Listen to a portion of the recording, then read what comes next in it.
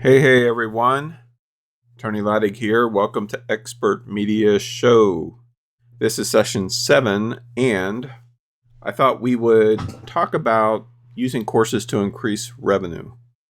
As you know, I've been creating courses for quite a while, and quite a while defined as about 13 or 14 years. So quite a while. And I've figured out a thing or two over the course of those years. So today, our sponsor is CourseMaster Pro, which is a brand new course that starts tomorrow. And we're going to be teaching it. I've changed the teaching times a few times. Initially, I wanted to get it all done this week, and life happened, and there's just other things that are not going to make that possible for me to do. So we're going to be going every Wednesday starting tomorrow for the next 4 weeks. It's a 4-session course, and we're going to really go in depth. A few years back, I taught a training called Master Course Builder, which was great for introduction and was focused primarily on webinar-based courses. In this training, we're going a lot deeper for a lot broader target audience, including those who are doing YouTube and different things like that. So CourseMasterPro.com. Hope you could join me. One thing that I will say about this course, and then we'll move on to today's training, I'm doing something different with this one. The core training is going to be live webinars that I'm teaching, as I mentioned, 4 of them on Wednesdays. But that's not going to be the end of it. I am planning to add to this course on a regular basis moving forward, however long it makes sense to do so. So over the next several months, year, however long it takes, I'm going to continue building this course. No additional cost to those who are members. Ultimately, this is probably going to turn into a $9.97 course just because of the sheer volume of content that I'm adding and the value that it'll have and all of that kind of stuff.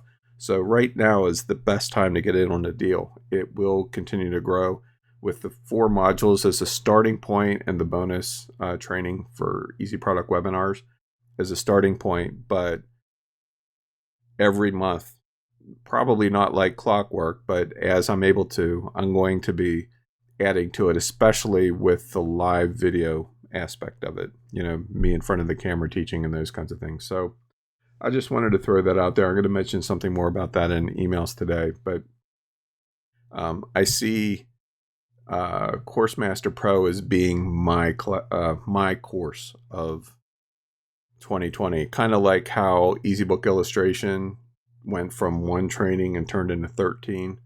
That's going to be CourseMaster Pro for this year. And I'm pretty excited about that. I like experimenting and really upping my game value-wise. So anyway, let's talk about courses since we're on the topic, and specifically why you should consider courses. Out of all the different types of digital products, courses carry the highest perceived value. And that's one of the primary reasons why I initially got into it. As some of you know, I got started primarily creating ebooks and reports and those kinds of things because that was a popular thing to do back in the day, 2006, 2007, when I first got started. And then I was on a coaching call with Jim Edwards, and he's like, dude, you need to create courses, like video-based courses. And I had never done that before. It seemed terrifying to me. Just the idea of me talking. Not that I have an issue talking. I think you figured that out by now. But the idea of talking to a group of people on a consistent basis about a specific theme just seemed unnatural to me as a content creator. And of course, Jim and I have been friends ever since those very first coaching calls and still are today. But it was, I wanted to look good in his eyes, the student beholden to the teacher. And he's like, well, how many people do you have in your list? And I told him, it's like, so you should be able to put 50 people on a webinar, right? And I'm like, oh yeah, I don't think that'd be a problem at all. And inside I'm thinking, shit, I don't know if I can do that or not. I hope so, but you never know. And so I decided to try it out, you know, to try it out. And Public Domain Explained was my very first try, so to speak. And I got the bug. I saw how the process worked. I was literally on the phone with him right before I went live on that first live webinar, just going down through a mental checklist. And he's like, dude, just stop. You'll be fine. It'll go fine. Just watch and see. And of course it did. And the rest is history. I mean, I've taught thousands of live trainings and webinars and hundreds of courses and everything since then. But the thing that I love about it is that if you think about it, courses are simply just a different type of knowledge exchange. And there's a lot of different ways that we can exchange knowledge, from having a conversation on the phone or talking to somebody in person. We can write a book and put it in there. We can create audios, be interviewed, whatever. So courses are just a different way of exchanging the exact same knowledge. And that's really the point that I've been trying to make over the last week or so in the emails that I've been sending out. And as I talk about courses, a lot of people see, oh, well, it's different. The delivery is different, yes, but in reality, it's the same. And we provide answers, we provide solutions and insights. Boom. That's what courses do. That's what books do. That's what interviews do. That's what us talking to our friends do. The answer or solution that we provide might be the best pizza joint to visit, right? And people aren't going to pay us to find out what the best pizza joint is, but still, this is something that we naturally do as human beings. So each of us has unique knowledge, specialized skills, valuable experience, and natural talent in at least one area of interest, but likely many more. Some of those are going to be easier to monetize than others, of course, but what I've found, truthfully, I have yet to identify something that cannot be monetized. There's always people who want to learn, who want to discover how to do something. And so because of that, there's always an audience there. Some audiences are larger than others, of course, but there's always an audience there. And it's really easy, especially when it comes to content creation, to get tunnel vision because of familiarity. While we've written books, so we're familiar with that process, or maybe we've even made workbooks or something like that. So that's familiar. And so it's easy for us to do that. But how much really can you charge for a book? I mean, the most I've ever charged for a print book was $97, and very few people were willing to pay that. But whenever you consider the fact that the same information that you put in your book can be turned into a course that you can charge more for because of perceived value, it's a game changer. Whenever you consider that you're going to knit that new thing anyway, why not videotape you knitting the new thing and then use the video to teach other people how to knit that thing? What are you going to sell the thing for? $20, $30, something like that? Hell, you could sell one copy of your course for that. But what if you sell 100? You see what I mean? So it's such an amazing time replicator and information replicator that in this day and age, it's just silly to ignore it. So there's a lot of different types of courses, and they can take on many different forms, both digital and physical, email-based, or some of the early ones, and they still work today. I try to subscribe to different ones just to see how people are handling their own autoresponder series. But it could just be emails, a set of emails, right? And that can be a course. It can be just PDFs, like how I got started. Slides, transcripts, checklists, reports, all kinds of things like that.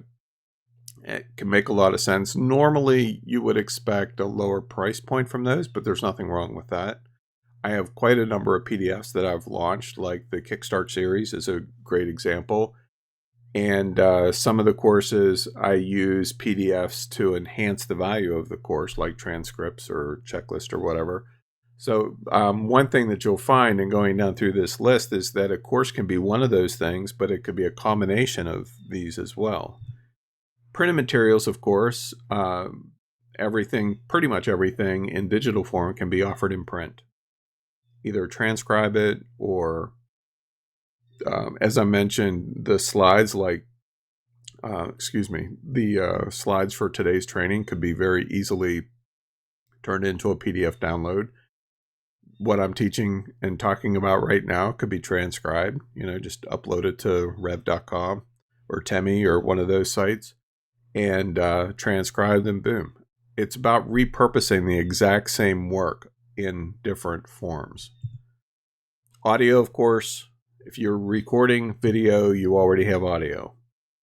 So it's like done. And I want you to think about this, and I've talked about this before many times. I call it trickle-down product economics, just kind of borrowing from President Reagan years ago. But if you create a video, whether it's you in front of the camera or you talking like I'm talking right now, from that video, that one video, you have the video itself, which can be presented in streaming form, in download form, in disk form. The audio can be presented in streaming form, in download form, in disk form.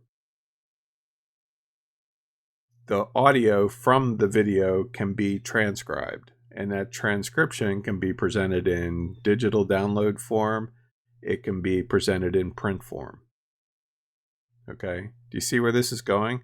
So it's kind of crazy how one effort, creating a video, can be transformed into so many different modalities of learning that it's just, I love it. I think it's incredibly fascinating. And so, of course, the final one on the list here is video. And as I mentioned, streaming, downloads, sell it on discs like Blu-rays and DVDs. I don't know how those do today so much, since we kind of live in a high-speed internet, instant gratification kind of deal. But, just to kind of throw a spin on it, one that just popped into my head now is that it's pretty simple and straightforward these days to do things like create channels on Roku and other platforms like that. So you could literally have your own television station generated from the course videos that you create. So that's another form of delivery. And of course, there's YouTube as well, where you can put the replays on. And of course, most smart TVs these days can access YouTube. Everybody that I know in my family and otherwise watches YouTube videos on a regular basis. And we do as well. I prefer to watch it we have a projector screen, so it's 89 inches, or I forget what the size of it is, 80 something inches. I would much rather watch YouTube videos on a massive screen like that than on my phone. But mobile devices account for 80% of all media consumption these days. So as a result, it can make sense to be on YouTube in one form or another. It's one of the reasons why I'm moving so heavily in that direction this year. We are in the process, probably in the next 2 weeks. Our goal is to be ready to go by the beginning of March, but we're actually building a video studio here in the house. We're transforming one of our bedrooms into that. And it's exciting. We have some things planned. I've talked about a little bit, but most of it I haven't talked about, just because you have to adapt. You have to change to what makes sense. And I want to reach a larger audience. Not that I don't appreciate you guys. I love the fact that I'm able to interact with all of you on a regular basis, but there's a lot more people I think that could benefit from the teaching and training that I do that I'm just not currently reaching. Honestly, the internet marketing space is kind of, it's really changing a lot. I'm not here to bash it, so I'm not going to say anything more, but I'm kind of over that space a little bit. I love the people. I love serving the people who are committed to learning, content creation and all of that. But the craziness and the politics and all of the other stuff, people stealing from everybody else, that's getting old. Not that it doesn't happen on YouTube, of course, but I'm ready for a larger audience. All right. So there's 4 types of videos for courses primarily. They can all fit in one of 4 categories. The first is presentation videos. It's what we're doing right now. These are talking points shared using presentation software like PowerPoint or Keynote. I'm a Mac guy, but I prefer PowerPoint. It's what I'm using right now for this. And here's a couple screenshots from different ones that I've taught: Illustrator Stories and Miniature Set Builder. There's a lot of benefit to presentation videos just because depending on the type of content that you're sharing, the visuals can really be helpful. Like if you're sharing web links and those kinds of things.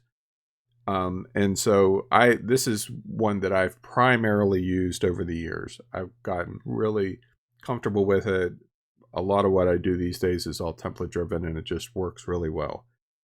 And it's treated me very well. We'll just say that.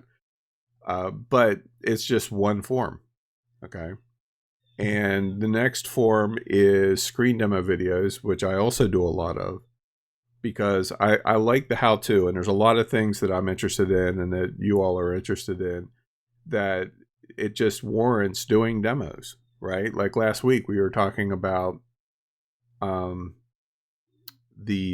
AI landscape software, the Gauguin software that NVIDIA has developed. And this is actually a screenshot from the demo that I did in the main course, AI Landscapes course. And then on the right is Affinity Photo from one of the demos that I did whenever I was doing the deep dive on the Affinity products.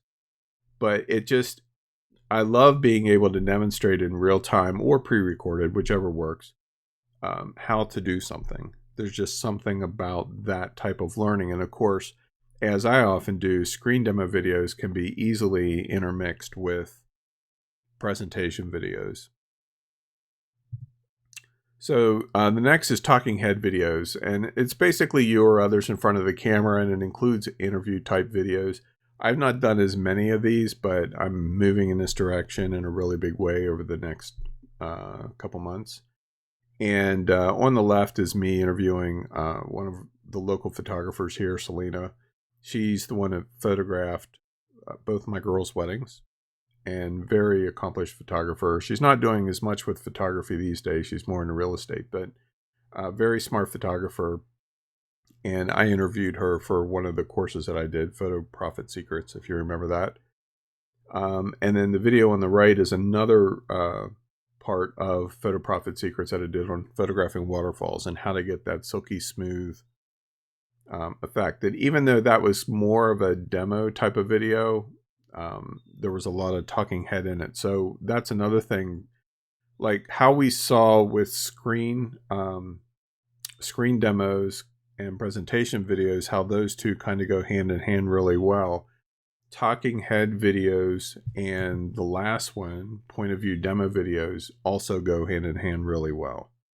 Now, in reality, you could interject all the above. You could have all 4 in a video at the same time. You'd have to edit it all together. It would be quite the feat to teach live as a talking head and demo and set it to the computer and capture the screen. I mean, it can be done. I've done it before, but it takes some serious tech savvy to do that. And in reality, you don't need to go overboard crazy like that. Just do it in segments and then assemble it all together in the video editing software of your choice, which these days I mostly use Adobe Premiere Pro. I just prefer Premiere, but there's a lot of different options that are out there. And some of those we've talked about in the past, like Filmora is a good example. DaVinci Resolve is a good example. And I mean, honestly, you could even use iTunes. If you're a Mac person, iTunes does a great job. For screen capture videos and presentation videos, I use ScreenFlow, which is what I'm recording this with right now. But there's also Camtasia. There is a number of free options that are available, or extremely low cost options that are available right now. None, of course, are coming to mind. Screencast-O-Matic is one that's free that I've used on a number of occasions, and it works extremely well. So there's plenty of options that are out there. I definitely plan to do more demo videos also, and I just like them. It's kind of hard to teach them live, especially the GoToWebinar platform doesn't do well with live action video. It's very choppy, but YouTube does support it. You have to have a certain number of subscribers, and I'm not quite there yet to do YouTube live, but it's something that I plan on experimenting with later in this year to do actual live broadcasts and teach that way, just for the experience of it, because I love teaching and I think it's, it should be fun to try. Bert asks if Cam Studio is still around. That's a great question. To my knowledge, it hasn't been kept up and updated with the current OS for PCs and Macs, but I don't know that for sure. Because as I mentioned, I primarily use ScreenFlow, and ScreenFlow is like $100 or something, I think. But it's Mac only. You have to be a Mac person. But if you do a quick search for screen capture software, you'll find plenty of options. There's just some really great ones out there. Some of them even have editors built into them, like ScreenFlow and Camtasia do. And because everything that I record screen capture wise, like now, I edit all of that in ScreenFlow directly. I don't take that into Premiere at all. It's only whenever I want to combine, say, a screen presentation with live action video that I'll cut those together in Camtasia just because it's easier. ScreenFlow doesn't really do well with live action video. It's not meant to. Okay. All right. So the important thing is to start where you are. Like, I understand that it can be scary to move into courses and creating videos and those kinds of things because it's unfamiliar. But in the day that we live here in the 21st century, it's no longer a question of if you should create courses using video, it's when. And I've kind of been preaching this for a few years now. And guess what? It hasn't changed. It's only getting more so, where the demand for video is just increasing exponentially. And that's where our audiences are for pretty much any type of information that you have that you want to share. Our audiences are looking for video. That's what they're expecting. Okay, so we have to go there. You can easily start with what you have. I got started just using free tools. I didn't use anything paid when I created my first videos. I actually used Cam Studio that Bert mentioned earlier. That's what I got started with in recording my screen.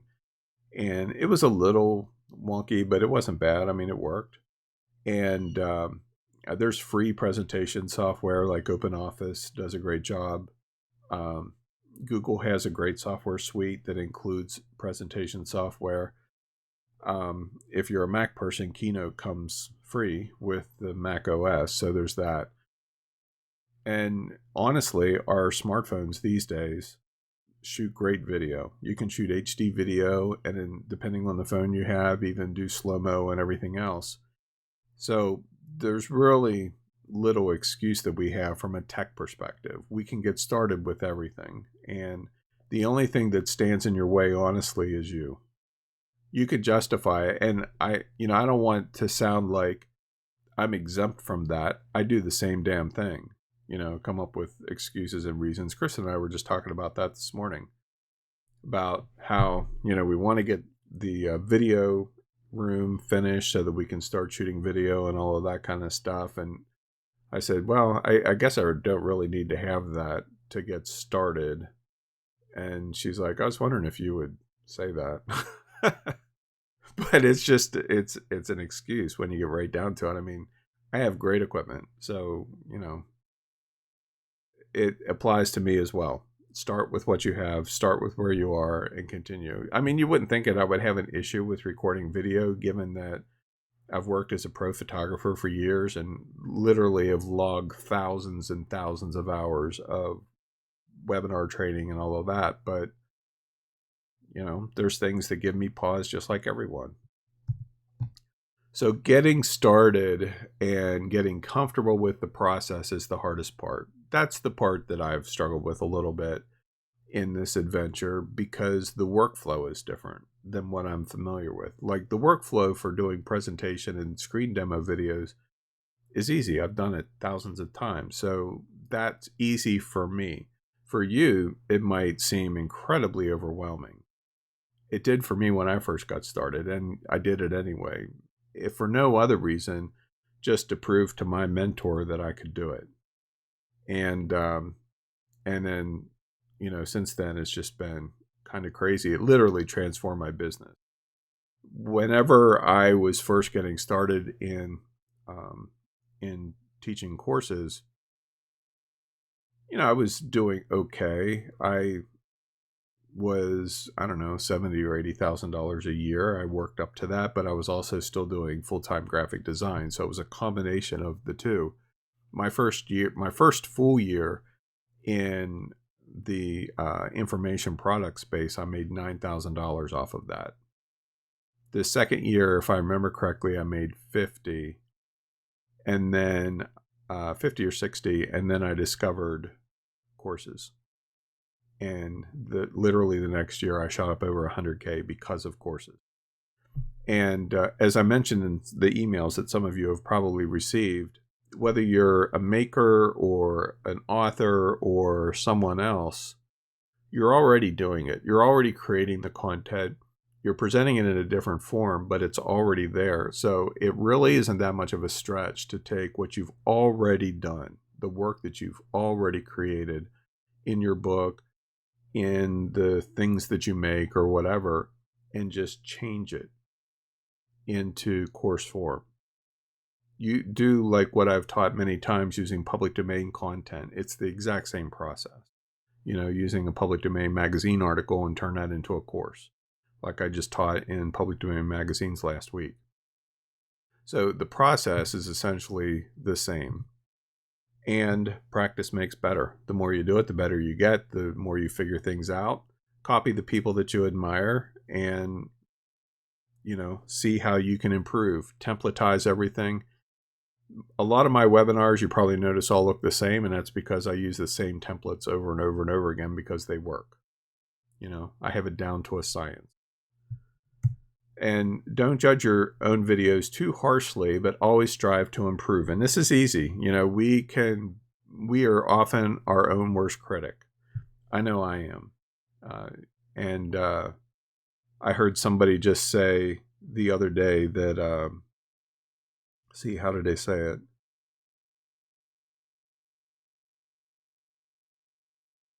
Something about done is better than perfect or something like that.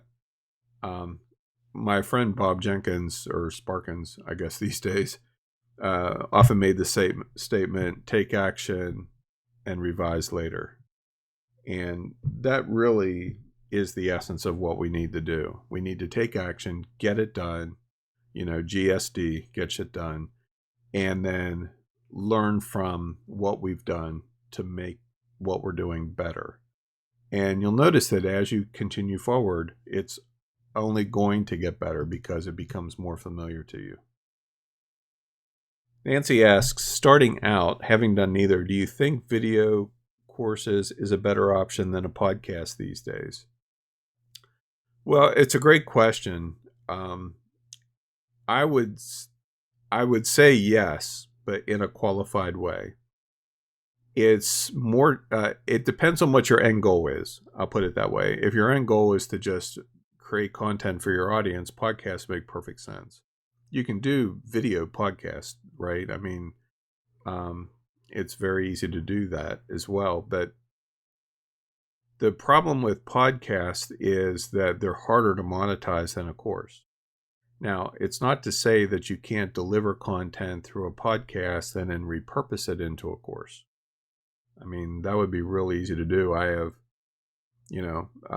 if I ever wanted to take what I taught in Nerd Unscripted, which is a podcast that I did for quite a while.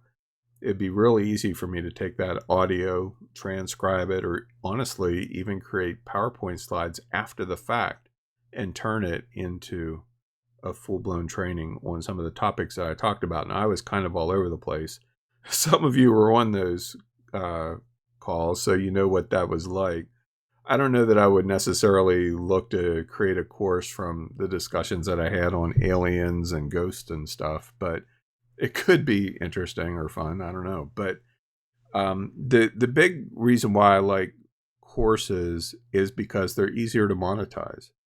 You might wonder, well, where do I find those people? Where do I find an audience? And so that's the other side of podcast, where podcast does make it easier to build an audience. But in reality, an audience is an audience. Whether you build it in social media, whether you build it through a podcast, whether you build an email list through giveaways, or start a YouTube channel.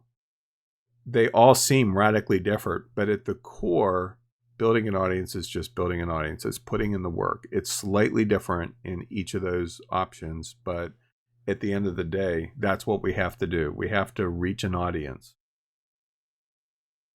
William said, today's session is worth the price of admission. Well, thanks. I appreciate that, William.